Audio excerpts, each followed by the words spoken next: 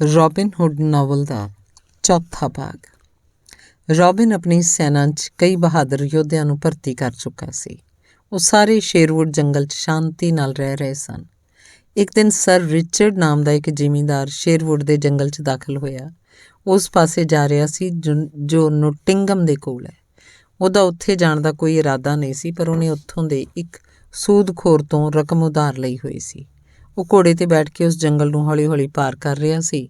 Little John ਦੀ ਨਜ਼ਰ ਅਚਾਨਕ ਉਸ 'ਤੇ ਪੈ ਗਈ।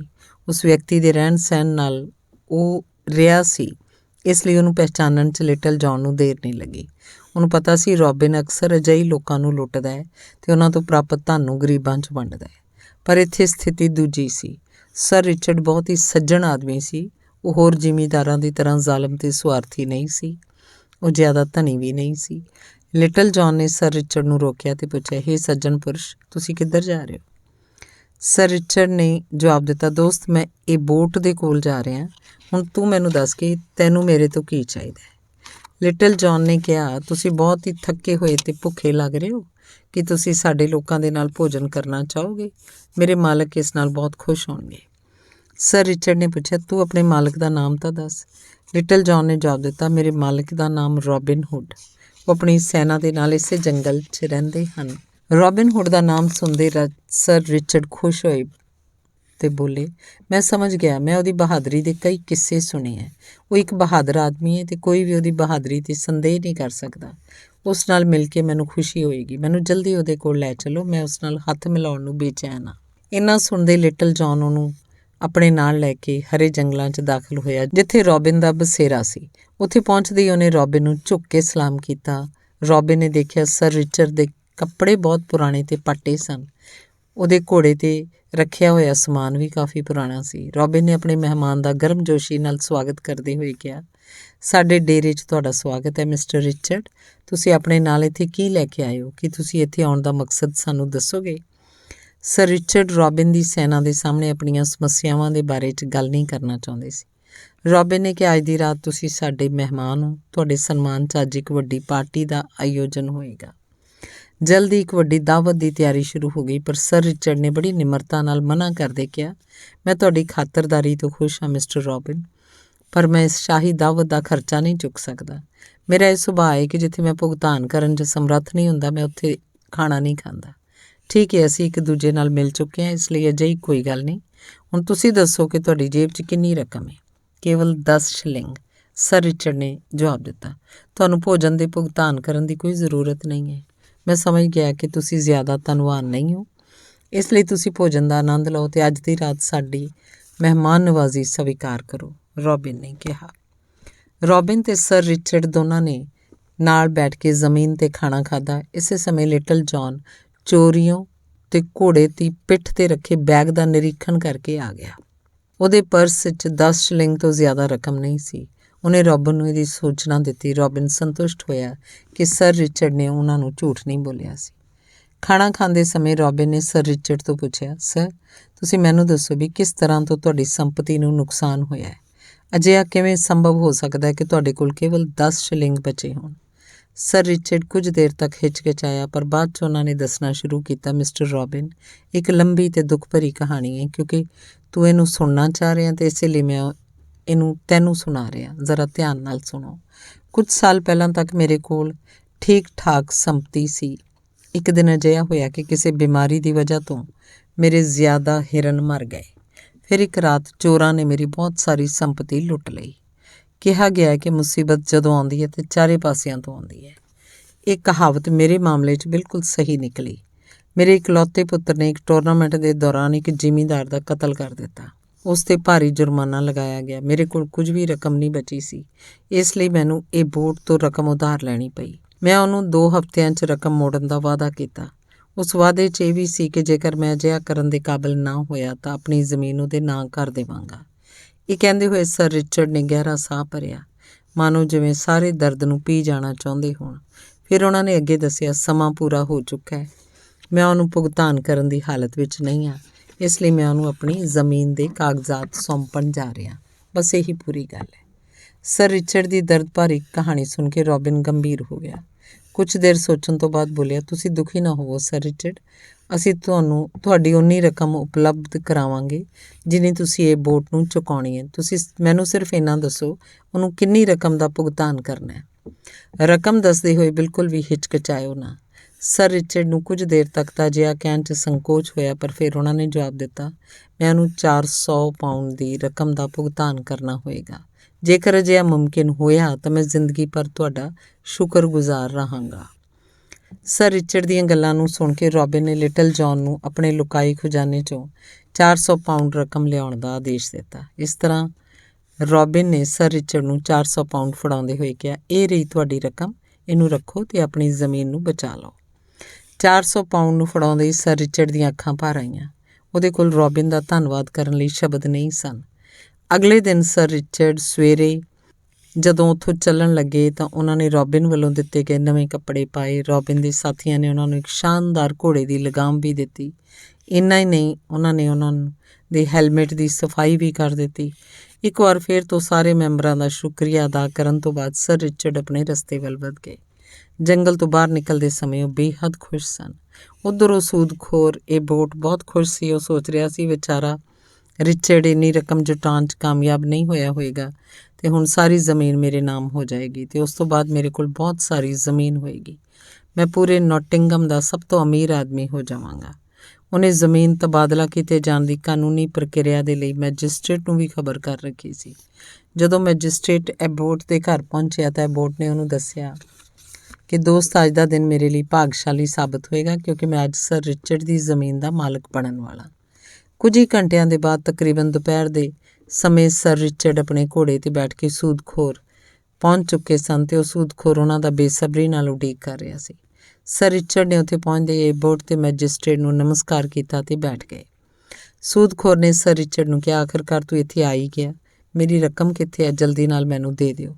ਹੁਣ ਸਰ ਰਿਚਰਡ ਉਸ ਸੂਦਖੋਰ ਦੇ ਨਾਲ ਕੁਝ ਮਜ਼ਾਕ ਕਰਨਾ ਚਾਹੁੰਦੇ ਸੀ, ਇਸ ਲਈ ਉਹਨਾਂ ਨੇ ਆਪਣੇ ਦੋਨੋਂ ਹੱਥ ਜੋੜਦੇ ਹੋਏ ਉਹਨਾਂ ਦੇ ਸਾਹਮਣੇ ਗਿੜਗੜਾਉਂਦੇ ਕਿਹਾ, ਮੈਂ ਤੁਹਾਡੇ ਤੋਂ ਮਾफ़ੀ ਚਾਹੁੰਦਾ, ਬੇਨਤੀ ਕਰਦਾ ਕਿ ਮੈਂ ਆਪਣੀ ਰਕਮ ਦਾ ਇੰਤਜ਼ਾਮ ਨਹੀਂ ਕਰ ਸਕਿਆ। ਮੈਂ ਤੁਹਾਡੇ ਤੋਂ ਕੁਝ ਹੋਰ ਸਮਾਂ ਮੰਗਣ ਆਇਆ। ਤੁਹਾਨੂੰ ਬੇਨਤੀ ਹੈ ਕਿ ਮੈਨੂੰ ਕੁਝ ਹੋਰ ਸਮਾਂ ਦੇਣ ਦੀ ਕਿਰਪਾ ਕਰੋ। ਸਰ ਰਿਚਰਡ ਦੀਆਂ ਗੱਲਾਂ ਨੂੰ ਸੁਣ ਕੇ ਸੂਦਖੋਰ ਮਨ ਹੀ ਮਨ ਖੁਸ਼ ਹੋ ਰਿਹਾ ਸੀ। ਉਹ ਮੈਜਿਸਟ੍ਰੇਟ ਦੇ ਕੰਨ 'ਚ ਕੁਝ ਕਿਹਾ, ਦੇਖੋ ਜੋ ਮੈਂ ਚਾਹੁੰਦਾ ਸੀ ਉਹੀ ਹੋਇਆ, ਹੁਣ ਉਹਦੀ ਜ਼ਮੀਨ ਸਾਡੀ ਹੈ। ਸਰ ਰਿਚਰਡ ਵੱਲ ਮੁੜਦੇ ਬੋਲਿਆ, ਤੂੰ ਆਪਣਾ ਵਾਅਦਾ ਨਹੀਂ ਨਿਭਾਇਆ, ਅੱਜ ਤੋਂ ਤੇਰੀ ਸਾਰੀ ਜਾਇਦਾਦ ਮੇਰੀ ਹੋ ਗਈ। ਸਾਰੇ ਕਾਗਜ਼ਾਤ ਮੇਰੇ ਹਵਾਲੇ ਕਰ ਦੇ, ਜਲਦੀ ਕਰ, ਮੇਰਾ ਕੀਮਤੀ ਸਮਾਂ ਖਰਾਬ ਨਾ ਕਰ।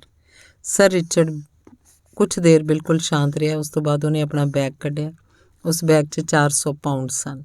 ਸੂਦਖੋਰ ਦੇ ਲਈ ਇਹ ਬਹੁਤ ਵੱਡਾ ਝਟਕਾ ਸੀ। ਉਹਨੇ ਕਦੇ ਨਹੀਂ ਸੀ ਸੋਚਿਆ ਵੀ ਸਰ ਰਿਚਰਡ ਇੰਨੀ ਰਕਮ ਚੁਕਾ ਪਾਏਗਾ। ਉਹ ਬਿਲਕੁਲ ਨਿਰਉੱਤਰ ਹੋ ਗਿਆ। ਉਹਨੂੰ ਅਜਿਹਾ ਮਹਿਸੂਸ ਹੋਇਆ ਮਾਨੋ ਉਹਦੇ ਪੈਰਾਂ ਦੇ ਨੀਚੇ ਤੋਂ ਧਰਤੀ ਖਿਸਕ ਗਈ ਹੋਵੇ।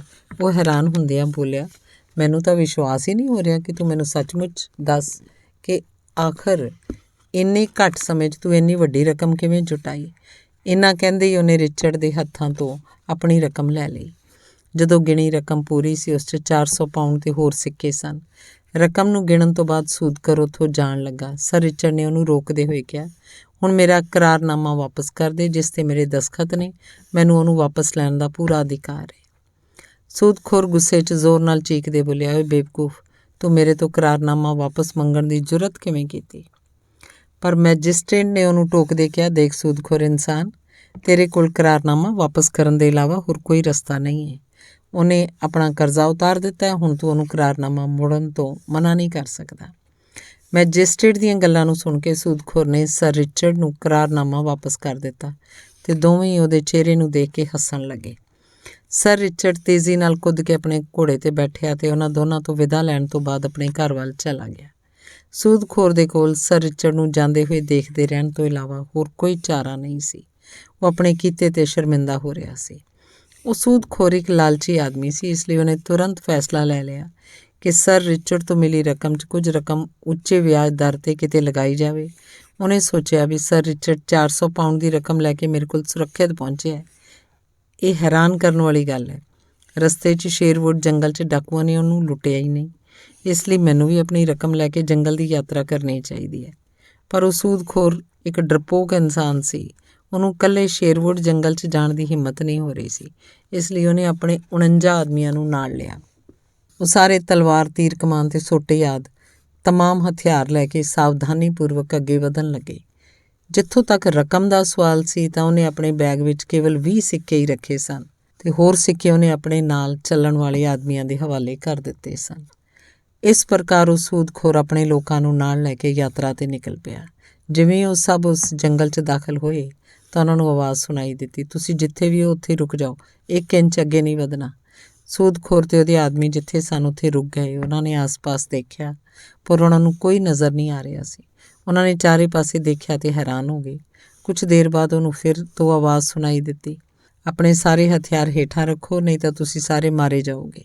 ਇਸ ਵਾਰ ਸੂਦਖੋਰ ਬੁਰੀ ਤਰ੍ਹਾਂ ਡਰ ਗਿਆ। ਉਹਨੇ ਆਪਣੇ ਆਦਮੀਆਂ ਨੂੰ ਸਾਰੇ ਹਥਿਆਰ ਨੀਚੇ ਰੱਖਣ ਦਾ ਆਦੇਸ਼ ਦਿੱਤਾ। ਸੂਦਖੋਰ ਦੇ ਆਦਮੀ ਲੜਨ ਨੂੰ ਤਿਆਰ ਸਨ ਪਰ ਉਹਨਾਂ ਨੂੰ ਅਣਜਾਣ ਆਵਾਜ਼ ਦੀ ਗੱਲ ਮੰਨਣੀ ਪਈ। ਜਿਵੇਂ ਉਹਨਾਂ ਨੇ ਹਥਿਆਰ ਹੇਠਾਂ ਰੱਖੇ, Little John, Will the wrestler, Bill Scarlet ਤੇ ਹੋਰ ਡਾਕੂ ਝਾੜੀਆਂ 'ਚੋਂ ਨਿਕਲ ਕੇ ਉਹਨਾਂ ਦੇ ਸਾਹਮਣੇ ਖੜ੍ਹੇ ਹੋ ਗਏ। ਉਹ ਸਾਰੇ ਹਥਿਆਰਾਂ ਨਾਲ ਲੈਸ ਸਨ। ਲਿਟਲ ਜੌਨ ਅੱਗੇ ਆਇਆ, ਸੂਦਖੋਰ ਨੂੰ ਬੋਲਿਆ, ਦੋਸਤ, ਸਾਡੇ ਸੈਨਾਪਤੀ ਰੋਬਿਨ ਹੁੱਡ ਨੇ ਤੁਹਾਨੂੰ ਰਾਤ ਦੇ ਭੋਜਨ 'ਤੇ ਬੁਲਾਇਆ। ਮੈਨੂੰ ਉਮੀਦ ਹੈ ਤੁਸੀਂ ਇਸ ਸੱਦੇ ਨੂੰ ਠੁਕਰਾਓਗੇ ਨਹੀਂ। ਲਿਟਲ ਜੌਨ ਦੀਆਂ ਗੱਲਾਂ ਨੂੰ ਸੁਣ ਕੇ ਸੂਦਖੋਰ ਕੁਝ ਦੇਰ ਦੇ ਲਈ ਸੋਚਾਂ 'ਚ ਪੈ ਗਿਆ। ਫਿਰ ਉਹਨੇ ਕਿਸੇ ਤਰ੍ਹਾਂ ਦੇ ਸਾਹਸ ਬਟੋਰਦੇ ਰੋਬਿਨ ਹੁੱਡ ਦਾ ਪ੍ਰਸਤਾਵ ਸਵੀਕਾਰ ਕਰ ਲਿਆ। ਅਸਲ 'ਚ ਤਾਂ ਉਹਦੇ ਕੋਲ ਇਹਦੇ ਇਲਾਵਾ ਦੂਜਾ ਕੋਈ ਰਸਤਾ ਨਹੀਂ ਸੀ। ਉਹ ਲਿਟਲ ਜੌਨ ਦੇ ਨਾਲ ਰੋਬਿਨ ਦੇ ਕੈਂਪ 'ਚ ਦਾਖਲ ਹੋਇਆ। ਉਹਦੇ ਰੱਖਿਅਕ ਵੀ ਉਹਦੇ ਨਾਲ ਸਨ। ਉੱਥੇ ਇੱਕ ਦਾਵਤ ਦਾ ਆਯੋਜਨ ਕੀਤਾ ਗਿਆ ਸੀ। ਰੋਬਿਨ ਨੇ ਸੂਦਖੋਰ ਦਾ ਸਵਾਗਤ ਕੀਤਾ ਜਿਵੇਂ ਕਿ ਉਹ ਪਹਿਲਾਂ ਤੋਂ ਹੀ ਮਿੱਤਰ ਰਹੇ ਹੋਣ। ਭੋਜਨ ਖਤਮ ਹੋਣ ਤੋਂ ਬਾਅਦ ਰੋਬਿਨ ਨੇ ਉਸ ਸੂਦਖੋਰ ਨੂੰ ਪੁੱਛਿਆ, ਸ਼੍ਰੀਮਾਨ, ਕੀ ਤੁਹਾਨੂੰ ਇਸ ਗ੍ਰੀਨਵੁੱਡ ਕੈਂਪ ਦੇ ਨਿਯਮਾਂ ਦੇ ਬਾਰੇ ਜਾਣਕਾਰੀ ਹੈ? ਇੱਥੇ ਜੋ ਕੋਈ ਵੀ ਆਉਂਦਾ ਉਹਨੂੰ ਇੱਥੇ ਭੋਜਨ ਤੇ ਇਵਜ਼ ਵਿੱਚ ਕੁਝ ਭੁਗਤਾਨ ਕਰਨਾ ਹੁੰਦਾ ਹੈ। ਸੱਚ ਤਾਂ ਇਹ ਹੈ ਕਿ ਜੇਕਰ ਇੱਥੇ ਆਉਣ ਵਾਲਾ ਮਹਿਮਾਨ ਗਰੀਬ ਹੁੰਦਾ ਹੈ ਤਾਂ ਮੈਂ ਉਹ ਤੋਂ ਚਵੰਨੀ ਨਹੀਂ ਲੈਂਦਾ, ਪਰ ਉਹ ਅਮੀਰ ਹੋਵੇ ਤਾਂ ਉਹਨੂੰ ਇਹਦੇ ਇਵਜ਼ ਵਿੱਚ ਚੰਗੀ ਰਕਮ ਭੁਗਤਾਨ ਕਰਨੀ ਹੁੰਦੀ ਹੈ। ਮੈਨੂੰ ਅਜਿਹਾ ਲੱਗ ਰਿਹਾ ਕਿ ਤੁਸੀਂ ਸਹੀ ਮਾਅਨੇ 'ਚ ਅਮੀਰ ਵਿਅਕਤੀ ਹੋ, ਇਸ ਲਈ ਮੈਨੂੰ ਦੱਸੋ ਕਿ ਤੁਸੀਂ ਖੁਦ ਤੇ ਆਪਣੇ ਆਦਮੀਆਂ ਦੀ ਇਵਜ਼ 'ਚ ਕਿੰਨਾ ਭੁਗਤਾਨ ਕਰੋਗੇ। ਸੂਦਖੋਰ ਨੇ ਕੁਝ ਦੇਰ ਸੋਚਿਆ, ਫਿਰ ਉਹਨੇ ਇੱਕ ਯੋਜਨਾ ਬਣਾਈ। ਉਹਨੇ ਬੜੀ ਨਿਮਰਤਾ ਨਾਲ ਰੋਬਿਨ ਨੂੰ ਕਿਹਾ, ਸ਼੍ਰੀਮਾਨ, ਮੇਰੇ ਬੈਗ 'ਚ ਤਾਂ ਕੇਵਲ 20 ਸਿੱਕੇ ਨੇ। ਇਹਨਾਂ ਨੂੰ ਮੈਂ ਆਪਣੀ ਵਾਪਸੀ ਯਾਤਰਾ ਦੇ ਲਈ ਸੰਭਾਲ ਕੇ ਰੱਖਿਆ। ਮੈਂ ਸਮਝਦਾ ਇਹਨਾਂ ਨੂੰ ਲੈ ਕੇ ਤੁਸੀਂ ਮੈਨੂੰ ਛੱਡ ਦਿਓਗੇ। ਰੋਬਿਨ ਮੂਰਖ ਤਾਂ ਸੀ ਨਹੀਂ। ਉਹਨੇ ਸੂਦਖੋਰ ਨੂੰ ਚੇਤਾਵਨੀ ਦਿੰਦੇ ਕਿਹਾ, ਉਹ ਸੂਦਖੋਰ, ਜੇ ਤੇਰੀ ਗੱਲ ਸੱਚ ਨਿਕਲੀ ਤਾਂ ਮੈਂ ਤੈਨੂੰ ਵਚਨ ਦਿੰਦਾ ਕਿ ਮੈਂ ਤੇਰੇ ਤੋਂ ਇਸ ਭੋਜਨ ਦਾ ਕੋਈ ਪੈਸਾ ਵੀ ਨਹੀਂ ਲਵਾਂਗਾ। ਇਸ ਲਈ ਮੈਨੂੰ ਸੱਚਾਈ ਦੱਸ ਦੇ, ਕਿਉਂਕਿ ਮੈਨੂੰ ਅਜਿਹਾ ਨਹੀਂ ਲੱਗਦਾ ਕਿ ਤੂੰ ਸੱਚ ਬੋਲ ਰਿਹਾ। ਕਈ ਵਾਰ ਚੇਤਾਵਨੀ ਦੇਣ ਤੋਂ ਬਾਅਦ ਉਹ ਸੂਦਖੋਰ ਸੱਚ ਨਹੀਂ ਬੋਲਿਆ। ਹੁਣ ਰੋਬਿਨ ਨੇ ਆਪਣੇ ਆਦਮੀਆਂ ਨੂੰ ਸੂਦਖੋਰ ਦੇ ਸਾਥੀਆਂ ਦੇ ਬੈਗਾਂ ਨੂੰ ਖੰਗਾਲਣ ਦਾ ਆਦੇਸ਼ ਦਿੱਤਾ। ਉਹਨਾਂ ਨੂੰ ਬੈਗਾਂ 'ਚ ਕਾਫੀ ਰਕਮ ਮਿਲੀ। ਰੋਬਿਨ ਨੇ ਸੂਦਖੋਰ ਨੂੰ ਕਿਹਾ, ਸ਼੍ਰੀਮਾਨ, ਤੁਸੀਂ ਤਾਂ ਮੇਰੇ ਨਾਲ ਝੂਠ ਬੋਲਿਆ। ਹੁਣ ਤਾਂ ਤੁਹਾਨੂੰ ਇਹਦਾ ਭੁਗਤਾਨ ਨਾ ਚਾਹੁੰਦੇ ਹੋਏ ਵੀ ਕਰਨਾ ਹੀ ਪਏਗਾ। ਜੇ ਤੁਸੀਂ ਸੱਚ ਬੋਲਿਆ ਹੁੰਦਾ ਤਾਂ ਮੈਂ ਤੁਹਾਡੇ ਬੈਗ ਨੂੰ ਹੱਥ ਵੀ ਨਾ ਲਾਉਂਦਾ। ਮੈਨੂੰ ਪਤਾ ਚੱਲ ਗਿਆ ਕਿ ਸਰ ਰਿਚਰਡ ਨੇ ਜੋ ਰਕਮ ਚੁਕਾਈ ਹੈ ਪੂਰੀ ਦੀ ਪੂਰੀ ਤੁਹਾਡੇ ਕੋਲ ਹੈ। ਸੂਦਖੋਰ ਸੁੰਨ ਰਹਿ ਗਿਆ, ਪਰ ਹੁਣ ਉਹ ਇਸ ਗੱਲ ਨੂੰ ਸਮਝ ਗਿਆ ਕਿ ਸਰ ਰਿਚਰਡ ਨੇ ਉਹਦੀ ਰਕਮ ਦਾ ਭੁਗਤਾਨ ਕਿਵੇਂ ਕੀਤਾ। ਹੁਣ ਉਹ ਸੂਦਖੋਰ ਦੇ ਕੋਲ ਕੋਈ ਦੂਜਾ ਰਸਤਾ ਨਹੀਂ ਸੀ। ਉਹਨੂੰ ਹੁਣ ਕਿਸੇ ਵੀ ਸੂਰਤ 'ਚ ਰੋਬਿਨ ਨੂੰ ਭੁਗਤਾਨ ਕਰਨਾ ਹੀ ਸੀ। ਇਸ ਲਈ ਉਹਨੇ ਉੱਥੇ ਰਕਮ ਦਾ ਭੁਗਤਾਨ ਕੀਤਾ ਤੇ ਚੁੱਪਚਾਪ ਉੱਥੋਂ ਖਿਸਕ ਗਿਆ। ਇਸ ਪ੍ਰਕਾਰ ਦਿਨ ਬੀਤਦੇ ਗਏ। ਇੱਕ ਦਿਨ ਸਰ ਰਿਚਰਡ ਸ਼ੇਰਵੁੱਡ ਜੰਗਲ ਆਏ। ਉੱਥੇ ਰੋਬਿਨ ਤੋਂ ਲਿਆ ਹੋਇਆ ਉਧਾਰ ਚੁਕਾਉਣ ਦੇ ਲਈ ਆਏ ਸਨ। ਕਿਉਂਕਿ ਰੋਬਿਨ ਇੱਕ ਕਠੋਰ ਆਦਮੀ ਸੀ, ਇਸ ਲਈ ਉਹਨੇ ਉਹਨਾਂ ਦੀ ਰਕਮ ਸਵੀਕਾਰ ਨਹੀਂ ਕੀਤੀ। ਉਹਨਾਂ ਨੂੰ ਕਿਹਾ ਕਿ ਉਹਨੇ ਨੋਟਿੰਗਹਮ ਦੇ ਸੂਦਖੋਰ ਤੋਂ ਰਕਮ ਵਸੂਲ ਕਰ ਲਈ ਸੀ। ਸਰ ਰਿਚਰਡ ਨੇ ਰੋਬਿਨ ਦਾ ਧੰਨਵਾਦ ਕੀਤਾ ਤੇ ਵਾਪਸ ਮੁੜ ਗਏ। ਕੁਝ ਦਿਨਾਂ ਬਾਅਦ ਜੰਗਲ ਦੇ ਝਾੜੀਦਾਰ ਰਸਤੇ ਤੋਂ ਚੱਲਦੇ ਹੋਏ ਰੋਬਿਨ ਨੂੰ 2 ਲੋਕਾਂ ਦੀ ਆਵਾਜ਼ ਸੁਣਾਈ ਦਿੱਤੀ। ਉਹ ਇੱਕ ਗੰਭੀਰ ਮੁੱਦੇ 'ਤੇ ਆਪਸ 'ਚ ਬਹਿਸ ਕਰ ਰਹੇ ਸਨ। ਇੱਕ ਆਦਮੀ ਦੂਜੇ ਨੂੰ ਕਹਿ ਰਿਹਾ ਸੀ, ਇਹ ਸੁੰਦਰ ਤੇ ਆਕਰਸ਼ਕ ਝਰਨਾ ਹੈ ਜੋ ਅੱਜ ਤੱਕ ਮੈਂ ਦੇਖਿਆ ਹੈ। ਇਸ ਝਰਨੇ 'ਚ ਬਹੁਤ ਸਾਰੀਆਂ ਮੱਛੀਆਂ ਨੇ। ਦੂਜਾ ਆਦਮੀ ਕਹਿ ਰਿਹਾ ਸੀ, ਨਹੀਂ, ਤੂੰ ਝੂਠ ਬੋਲ ਰਿਹਾ, ਇਸ ਝਰਨੇ ਵਿੱਚ ਤਾਂ ਇੱਕ ਵੀ ਮੱਛੀ ਦਿਖਾਈ ਨਹੀਂ ਦੇ ਰਹੀ। ਜਿੱਧਰ ਤੋਂ ਆਵਾਜ਼ ਆ ਰਹੀ ਸੀ ਰੋਬਿਨ ਉਸ ਦਿਸ਼ਾ ਵੱਲ ਵਧਿਆ। ਉਹਨੇ ਦੇਖਿਆ ਝਰਨੇ ਦੇ ਉਸ ਪਾਸੇ ਇੱਕ ਮੋਟਾ ਆਦਮੀ ਸੀ। ਉਹਨੇ ਜਿਸ ਤਰ੍ਹਾਂ ਦੇ ਕੱਪੜੇ ਪਹਿਨ ਰੱਖੇ ਸੀ ਉਹ ਦੇਖਣ 'ਚ ਸੰਨਿਆਸੀ ਲੱਗ ਰਿਹਾ ਸੀ। ਉਹਦੇ ਸਿਰ ਦੇ ਵਾਲ ਨਹੀਂ ਸਨ, ਉਹਦਾ ਲਲਾਟ ਚਮਕ ਰਿਹਾ ਸੀ। ਰੋਬਿਨ ਕਾਫੀ ਹੈਰਾਨ ਸੀ ਕਿ ਉਹ ਤਾਂ ਇਕੱਲਾ ਹੈ। ਰੋਬਿਨ ਨੇ ਸੋਚਿਆ, ਪਰ ਇਹ ਕਿਸ ਨਾਲ ਗੱਲਾਂ ਕਰ ਰਿਹਾ। ਫਿਰ ਉਹਨੇ ਚਾਰੇ ਪਾਸੇ ਨਜ਼ਰ ਦੌੜਾਈ, ਪਰ ਉਹਨੂੰ ਕੋਈ ਵੀ ਦੂਜਾ ਆਦਮੀ ਉੱਥੇ ਨਜ਼ਰ ਨਹੀਂ ਆਇਆ। ਉਹਨੇ ਇੱਕ ਵਾਰ ਫਿਰ ਤੋਂ ਸੰਨਿਆਸੀ ਦੀ ਆਵਾਜ਼ ਸੁਣੀ, ਇਸ ਝਰਨੇ 'ਚ ਮੱਛੀ ਮਾਰਨ ਦੀ ਕੋਈ ਜਗ੍ਹਾ ਨਹੀਂ ਹੈ। ਉਦੋਂ ਉਹਨੇ ਖੁਦ ਨੂੰ ਕਿਹਾ ਤੇ ਦੂਜੇ ਝਰਨੇ ਵੱਲ ਜਾ ਕੇ ਵੇਖਣਾ ਚਾਹੀਦਾ ਹੈ। ਹੁਣ ਰੋਬਿਨ ਨੂੰ ਮਾਜਰਾ ਸਮਝ ਆ ਗਿਆ। ਸੱਚਮੁੱਚ ਸੰਨਿਆਸੀ ਖੁਦ ਨਾਲ ਗੱਲਾਂ ਕਰ ਰਿਹਾ ਸੀ। ਰੋਬਿਨ ਸੰਨਿਆਸੀ ਦੇ ਕੋਲ ਗਿਆ ਤੇ ਉਹਨੂੰ ਬੋਲਿਆ, ਹੇ ਕਠੋਰ ਪੁਰਸ਼, ਕੌਣ ਹੋ ਤੁਸੀਂ? ਕਿੰਨੀਆਂ ਮੱਛੀਆਂ ਫੜਨਾ ਚਾਹੁੰਦੇ ਹੋ? ਤੂੰ ਭਲਾ ਮੇਰੀ ਮੱਛੀਆਂ ਫੜਨ ਤੋਂ ਕੀ ਲੈਣਾ ਦੇਣਾ? ਆਪਣੇ ਕੰਮ ਤੇ ਧਿਆਨ ਦੇ। ਸੰਨਿਆਸੀ ਨੇ ਜਵਾਬ ਦਿੱਤਾ। ਝਰਨਾ ਪਾਰ ਕਰਨ 'ਚ ਮੇਰੀ ਮਦਦ ਕਰੋ, ਰੋਬਿਨ ਨੇ ਸੰਨਿਆਸੀ ਨੂੰ ਕਿਹਾ। ਮੈਂ ਨਹੀਂ ਕਰਦਾ, ਤੂੰ ਖੁਦ ਹੀ ਪਾਰ ਕਰ ਲੈ, ਸੰਨਿਆਸੀ ਨੇ ਜਵਾਬ ਦਿੱਤਾ। ਰੋਬਿਨ ਨੇ ਹੁਣ ਆਪਣੀ ਤਲਵਾਰ ਕੱਢੀ ਤੇ ਸੰਨਿਆਸੀ ਦੀ ਛਾਤੀ ਤੇ ਰੱਖਦੇ ਕਿਹਾ, ਜ਼ਰਾ ਹੁਣ ਬੋਲ, ਤੂੰ ਕੀ ਕਿਹਾ? ਸੰਨਿਆਸੀ ਤੁਰੰਤ ਪਾਰ ਪਹੁੰਚਾਉਣ ਦੇ ਲਈ ਤਿਆਰ ਹੋ ਗਿਆ ਤੇ ਉਹਨੇ ਰੱਬ ਨੂੰ ਆਪਣੇ ਮੋਢਿਆਂ ਤੇ ਚੁੱਕ ਲਿਆ। ਉਹ ਸੰਨਿਆਸੀ ਇੱਕ ਮੋਟਾ ਤਗੜਾ ਇਨਸਾਨ ਸੀ। ਹੌਲੀ ਹੌਲੀ ਝਰਨਾ ਪਾਰ ਕਰ ਰਿਹਾ ਸੀ। ਝਰਨੇ ਦੀ ਤਲੀ 'ਚ ਤਿੱਖੇ ਪੱਥਰ ਸਨ।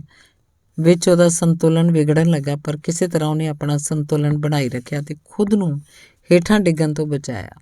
ਜਲਦੀ ਉਹ ਰੋਬਿਨ ਨੂੰ ਲੈ ਕੇ ਦੂਜੇ ਕਿਨਾਰੇ ਤੇ ਪਹੁੰਚ ਗਿਆ। ਜਿਵੇਂ ਹੀ ਰੋਬਿਨ ਸੰਨਿਆਸੀ ਦੇ ਮੋਢਿਆਂ ਤੋਂ ਹੇਠਾਂ ਉਤਰਿਆ, ਉਸ ਸੰਨਿਆਸੀ ਨੇ ਵੀ ਆਪਣੀ ਤਲਵਾਰ ਕੱਢੀ ਤੇ ਉਹਨੇ ਰੋਬਿਨ ਦੀ ਛਾਤੀ ਤੇ ਰੱਖਦੇ ਬੋਲਿਆ, ਹੁਣ ਤੇਰੀ ਵਾਰੀ ਹੈ, ਮੈਨੂੰ ਝਰਨਾ ਪਾਰ ਕਰਵਾ, ਮੈਂ ਤੇਰੇ ਮੋਢਿਆਂ ਤੇ ਬੈਠੂੰਗਾ। ਰੋਬਿਨ ਦੇ ਕੋਲ ਸੰਨਿਆਸੀ ਦੀ ਮੰਗ ਪੂਰੀ ਕਰਨ ਦੇ ਇਲਾਵਾ ਹੋਰ ਕੋਈ ਚਾਰਾ ਨਹੀਂ ਸੀ। ਰੋਬਿਨ ਉਹਨੂੰ ਲੈ ਕੇ ਝਰਨੇ ਵੱਲ ਵਧਿਆ, ਪਰ ਉਹ ਸੰਨਿਆਸੀ ਨੂੰ ਚੁੱਕ ਨਹੀਂ ਪਾ ਰਿਹਾ ਸੀ ਕਿਉਂਕਿ ਬਹੁਤ ਮੋਟਾ ਤੇ ਭਾਰੀ ਸੀ। ਵਹਾਅ ਦੇ ਵਿੱਚ ਉਹਦਾ ਸੰਤੁਲਨ ਖਰਾਬ ਹੋਣ ਲੱਗਾ ਤੇ ਪਾਣੀ 'ਚ ਧੜਾਮ ਤੇ ਡਿੱਗ ਪਿਆ। ਉਹਨੂੰ ਡਿੱਗਦੇ ਦੇਖ ਸੰਨਿਆਸੀ ਜ਼ੋਰ ਨਾਲ ਹੱਸਣ ਲੱਗਾ। ਇਸ ਤੇ ਰੋਬਿਨ ਨੂੰ ਗੁੱਸਾ ਆਇਆ। ਸੰਨਿਆਸੀ ਤੈਰ ਕੇ ਕਿਨਾਰੇ ਤੇ ਪਹੁੰਚ ਗਿਆ। ਕੁਝ ਦੇਰ ਬਾਅਦ ਰੋਬਿਨ ਵੀ ਕਿਨਾਰੇ ਤੇ ਪਹੁੰਚਿਆ। ਰੋਬਿਨ ਨੇ ਗੁੱਸੇ 'ਚ ਸੰਨਿਆਸੀ ਨੂੰ ਕਿਹਾ, ਤੂੰ ਇਹ ਹਿੰਮਤ ਕੀਤੀ ਏ, ਤੈਨੂੰ ਇਹਦੀ ਸਜ਼ਾ ਮਿਲੇਗੀ। ਤੂੰ ਹੱਦ ਪਾਰ ਕਰ ਦਿੱਤੀ ਏ। ਤੂੰ ਨਹੀਂ ਜਾਣਦਾ ਮੈਂ ਕੌਣ ਹਾਂ। ਸੰਨਿਆਸੀ ਬਹੁਤ ਹੀ ਸਾਹਸੀ ਇਨਸਾਨ ਸੀ। ਉਹ ਰੋਬਿਨ ਤੇ ਗੁर्राया, ਸ਼੍ਰੀਮਾਨ, ਆਪਣੀ ਜੀਭ ਅੰਦਰ ਕਰ, ਮੈਨੂੰ ਧਮਕੀ ਨਾ ਦੇ, ਮੈਂ ਤੇਰੀਆਂ ਗਿੱਦੜ ਭਭਕੀਆਂ ਤੋਂ ਡਰਨ ਵਾਲਾ ਨਹੀਂ ਹਾਂ। ਤੂੰ ਚਾਹੇ ਤਾਂ ਲੜ ਕੇ ਦਿਖਾ ਸਕਦਾ ਹੈ। ਕਿਹਾ ਗਿਆ ਹੈ ਕਿ ਸ਼ਬਦਾਂ ਤੋਂ ਜ਼ਿਆਦਾ ਤਾਕਤਵਰ ਕਿਰਿਆ ਹੁੰਦੀ ਹੈ। ਸੰਨਿਆਸੀ ਦੀਆਂ ਗੱਲਾਂ ਨੂੰ ਸੁਣ ਕੇ ਰੋਬਿਨ ਨੂੰ ਅੰਦਰ ਤੋਂ ਬਹੁਤ ਖੁਸ਼ੀ ਹੋ ਰਹੀ ਸੀ। ਸੰਨਿਆਸੀ ਬਹਾਦਰ ਇਨਸਾਨ ਸੀ। ਰੋਬਿਨ ਆਪਣੀ ਸੈਨਾ ਦੇ ਲਈ ਅਜਿਹੇ ਆਦਮੀਆਂ ਨੂੰ ਲੱਭਦਾ ਸੀ। ਰੋਬਿਨ ਨੇ ਉਹਦਾ ਸ਼ਕਤੀ ਨਿਰੀਖਣ ਕਰਨ ਦੇ ਮਕਸਦ ਤੋਂ ਉਹਨੂੰ ਲਲਕਾਰਿਆ। ਉਹ ਸੰਨਿਆਸੀ ਵੀ ਪਿੱਛੇ ਨਹੀਂ ਹਟਿਆ। ਦੋਨੋਂ ਇੱਕ ਦੂਜੇ ਨਾਲ ਬੁਰੀ ਤਰ੍ਹਾਂ ਭਿੜ ਗਏ। ਰੋਬਿਨ ਨੂੰ ਸਮਝ ਆ ਗਿਆ ਸੀ ਕਿ ਉਹਦਾ ਪਾਲਾ ਕਿਸੇ ਬਹਾਦਰ ਵਿਅਕਤੀ ਨਾਲ ਪਿਆ ਹੈ। ਇਸ ਲਈ ਉਹਨੇ ਲੜਾਈ ਰੋਕ ਦਿੱਤੀ ਤੇ ਸੰਨਿਆਸੀ ਨੂੰ ਕਿਹਾ, ਦੋਸਤ, ਮੈਂ ਤੇਰੀ ਬਹਾਦਰੀ ਨੂੰ ਸਲਾਮ ਕਰਦਾ। ਤੂੰ ਉੱਚ ਕੋਟੀ ਦਾ ਯੋਧਾ ਹੈ। ਤੂੰ ਸਾਰੇ ਦਾਅ ਪੇਚ ਜਾਣਦਾ ਹੈ। ਸਾਨੂੰ ਆਪਸ ਵਿੱਚ ਇਸ ਤਰ੍ਹਾਂ ਤਾਂ ਉਲਝਣਾ ਨਹੀਂ ਚਾਹੀਦਾ। ਸ਼ਾਂਤ ਦਿਮਾਗ ਤੋਂ ਕੁਝ ਸੋਚਣਾ ਚਾਹੀਦਾ ਹੈ। ਸੰਨਿਆਸੀ ਨੇ ਵੀ ਖੁਦ ਨੂੰ ਸੰਭਾਲਿਆ। ਉਹ ਦੋਵੇਂ ਇੱਕ ਦੂਜੇ ਨੂੰ ਦੇਖ ਕੇ ਬਹੁਤ ਖੁਸ਼ ਸਨ। ਰੋਬਿਨ ਨੇ ਸੀਟੀ ਵਜਾਈ। ਜਲਦੀ ਉਹਦੀ ਪੂਰੀ ਸੈਨਾ ਉੱਥੇ ਇਕੱਠੀ ਹੋ ਗਈ। ਸਭ ਤੋਂ ਪਹਿਲਾਂ ਉਹ ਲਿਟਲ ਜੌਨ ਪਹੁੰਚਿਆ। ਸੰਨਿਆਸੀ ਤੇ ਜੌਨ ਦੋਨੋਂ ਇੱਕ ਦੂਜੇ ਨੂੰ ਦੇਖ ਕੇ ਬਹੁਤ ਖੁਸ਼ ਸੀ। ਰੋਬਿਨ ਉਹਨਾਂ ਦੋਨਾਂ ਦੇ ਚਿਹਰਿਆਂ ਦੀ ਖੁਸ਼ੀ ਤੇ ਮਨੋਭਾਵ ਨੂੰ ਵੇਖ ਕੇ ਬਿਲਕੁਲ ਹੈਰਾਨ ਤੇ ਬਹੁਤ ਉਤਸ਼ਾਹਿਤ ਹੋ ਗਿਆ। ਉਹਨੇ ਲਿਟਲ ਜੌਨ ਤੋਂ ਪੁੱਛਿਆ, ਦੋਸਤ, ਕੀ ਤੁਸੀਂ ਲੋਕ ਆਪਸ 'ਚ ਪਹਿਲਾਂ ਤੋਂ ਇੱਕ ਦੂਜੇ ਨੂੰ ਜਾਣਦੇ ਹੋ? ਲਿਟਲ ਜੌਨ ਨੇ ਦੱਸਿਆ, ਜੀ ਹਾਂ, ਇਹ ਅਕਸਰ ਮੈਨੂੰ ਤੀਰ ਕਮਾਨ ਦੀ ਖੇਡ 'ਚ ਹਰਾ ਦਿੰਦਾ ਸੀ। ਕੇਵਲ ਇੱਕ ਇਹੀ ਸੀ ਜੋ ਮੈਨੂੰ ਹਰਾ ਸਕਦਾ ਸੀ। ਲਿਟਲ ਜੌਨ ਦੀਆਂ ਗੱਲਾਂ ਸੁਣ ਕੇ ਰੋਬਿਨ ਬਹੁਤ ਖੁਸ਼ ਹੋਇਆ। ਉਹ ਬੇਹੱਦ ਸੰਤੁਸ਼ਟ ਸੀ। ਲਿਟਲ ਜੌਨ ਸੰਨਿਆਸੀ ਵੱਲ ਮੁੜਿਆ ਤੇ ਉਹ ਤੋਂ ਪੁੱਛਣ ਲੱਗਾ, ਤੂੰ ਇੱਥੇ ਕੀ ਕਰਨ ਆਇਆ ਦੋਸਤ? ਸੰਨਿਆਸੀ ਦਾ ਹੁਨਰ ਦੇਖਣਾ ਚਾਹੁੰਦਾ ਸੀ ਰੋਬਿਨ। ਸੰਨਿਆਸੀ ਨੇ ਹੌਲੀ ਤੋਂ ਆਪਣੀ ਸੀਟੀ ਵਜਾਈ। ਇੱਕ ਪਾਲਤੂ ਕੁੱਤਾ ਦੌੜਦਾ ਉਹਦੇ ਸਾਹਮਣੇ ਆ ਖੜਾ ਹੋਇਆ। ਉਹਨੇ ਕੁੱਤੇ ਦੇ ਸਿਰ ਤੇ ਇੱਕ ਪੱਥਰ ਰੱਖਿਆ। ਉਹ ਕੁੱਤਾ ਇੱਕਦਮ ਸ਼ਾਂਤ ਭਾਵ ਤੋਂ ਖੜਾ ਰਿਹਾ। ਹੁਣ ਸੰਨਿਆਸੀ ਨੇ ਤੀਰ ਨਾਲ ਉਸ ਪੱਥਰ ਤੇ ਨਿਸ਼ਾਨਾ ਲਾਇਆ। ਤੀਰ ਕੁੱਤੇ ਦੇ ਸਿਰ ਤੇ ਰੱਖੇ ਪੱਥਰ ਨੂੰ ਉਡਾਉਂਦਾ ਹੋਇਆ ਅੱਗੇ ਨਿਕਲ ਗਿਆ। ਉੱਥੇ ਮੌਜੂਦ ਸਾਰੇ ਡਾਕੂਆਂ ਨੇ ਸੰਨਿਆਸੀ ਦੇ ਇਸ ਨਿਸ਼ਾਨੇ ਦੀ ਪ੍ਰਸ਼ੰਸਾ ਕੀਤੀ। ਰੋਬਿਨ ਵੀ ਉਹਦੇ ਇਸ ਹੁਨਰ ਤੋਂ ਹੈਰਾਨ ਹੋਇਆ। ਉਹ ਸੋਚਣ ਲੱਗਾ ਕਿ ਉਹਨੂੰ ਆਪਣੀ ਸੈਨਾ ਦੇ ਲਈ ਇੱਕ ਚੰਗਾ ਯੋਧਾ ਮਿਲ ਗਿਆ। ਲਿਟਲ ਜੌਨ ਨੇ ਸੰਨਿਆਸੀ ਤੋਂ ਪੁੱਛਿਆ, ਦੋਸਤ, ਕੀ ਤੂੰ ਸਾਡੀ ਸੈਨਾ ਦਾ ਮੈਂਬਰ ਬਣਨਾ ਚਾਹੇਂਗਾ? ਅਸੀਂ ਡਾਕੂ ਤਾਂ ਹਾਂ, ਪਰ ਗਰੀਬਾਂ ਦੇ ਇਨਸਾਫ ਦੇ ਲਈ ਲੜਦੇ ਹਾਂ। ਸੰਨਿਆਸੀ ਨੇ ਕੁਝ ਸੋਚਣ ਦੇ ਬਾਅਦ ਜਵਾਬ ਦਿੱਤਾ, ਜੇਕਰ ਤੁਸੀਂ ਮੈਨੂੰ ਕਿਸੇ ਤਰੀਕੇ ਦੇ ਆਪਣੇ ਮਕਸਦ ਦੇ ਲਈ ਇਸਤੇਮਾਲ 'ਚ ਲੈਣਾ ਚਾਹੁੰਦੇ ਹੋ ਤਾਂ ਇਹ ਮੇਰੀ ਖੁਸ਼ਕਿਸਮਤੀ ਹੋਏਗੀ। ਉਸ ਤੋਂ ਬਾਅਦ ਉਹਨੇ ਆਕਾਸ਼ ਵੱਲ ਦੇਖਦੇ ਹੋਏ ਪ੍ਰਾਰਥਨਾ ਕੀਤੀ। ਉਸ ਸੈਨਾ ਦਾ ਇੱਕੋ ਇੱਕ ਅਜਿਹਾ ਮੈਂਬਰ ਸੀ ਜਿਹਨੂੰ ਕੋਈ ਦੂਜਾ ਨਾਮ ਨਹੀਂ ਦਿੱਤਾ ਗਿਆ ਸੀ। ਇਸ ਪ੍ਰਕਾਰ ਰੋਬਿਨ ਦੀ ਸੈਨਾ ਹੋਰ ਜ਼ਿਆਦਾ ਮਜ਼ਬੂਤ ਹੋ ਗਈ। ਧੰਨਵਾਦ।